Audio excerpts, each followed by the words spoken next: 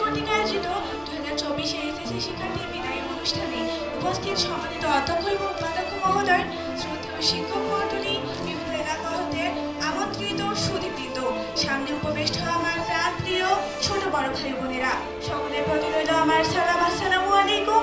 হিন্দু সম্প্রদায়ের জন্য আদাব ও অন্যান্য সম্প্রদায়ের জন্য রইল অন্তরের অন্তঃস্থল থেকে আন্তরিক শুভেচ্ছা ও বিরাম ভালোবাসা।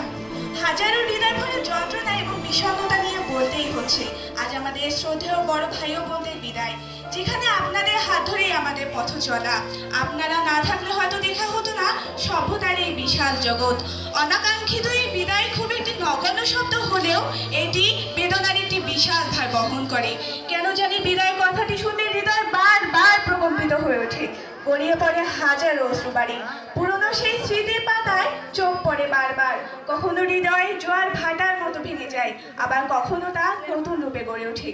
বিচ্ছিন্ন আপনাদের উদার মনের কোঠায় কি সযত্নে না ঠাঁই দেন আমাদের, নির্দ্বিধায় কোনো অভিযোগ ছাড়াই আমাদের দায়িত্বভার বহন করে যাচ্ছেন বছরের পর বছর।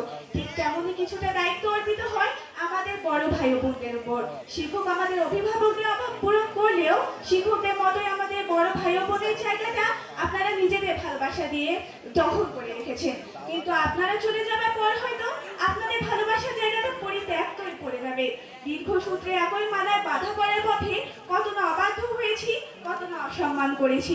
এর জন্য কখনো কখনো হয়তো বিরক্তি বোধ করেছেন, আবার কখনো মন খারাপ করেছেন। তাই জন্য নিজেদের ছোট ভাই ও বোন থেকে আমাদের সকল ভুল ত্রুটি ক্ষমা করে দেবেন। আজকে আমরা আপনাদের কাছে ক্ষমা প্রার্থী। হয়তো 12 ফেব্রুয়ারি এই দিনটিকে স্বর্ণাক্ষরে কোথাও লেখা হবে না, কিন্তু আমাদের হৃদয় জুড়ে থাকবে বছরের পর বছর। পরিশেষে একটাই চাওয়া, আমাদের এই বিদ্যালয়টিকে একটু অসাধারণ ফলাফল উপহার দেবে, যাতে আমরা তা দেখে অনুপ্রাণিত হতে পারি এবং আপনাদের পদচিহ্ন অনুসরণ করে সামনে এগিয়ে যেতে পারি। প্রিয় বিদায়ী, অনেক কথা বলার শুনে আসল কথা হয়নি বলা। আজ থেকে যে হবে না আর আপনাদের সাথে পথ চলা। যেখানেই থাকবেন ভালো থাকবেন, শিক্ষায় সর্বোচ্চ ডিগ্রি অর্জনের পাশাপাশি একজন সুশিক্ষিত মানুষ হিসেবে গড়ে উঠবেন। হয়তো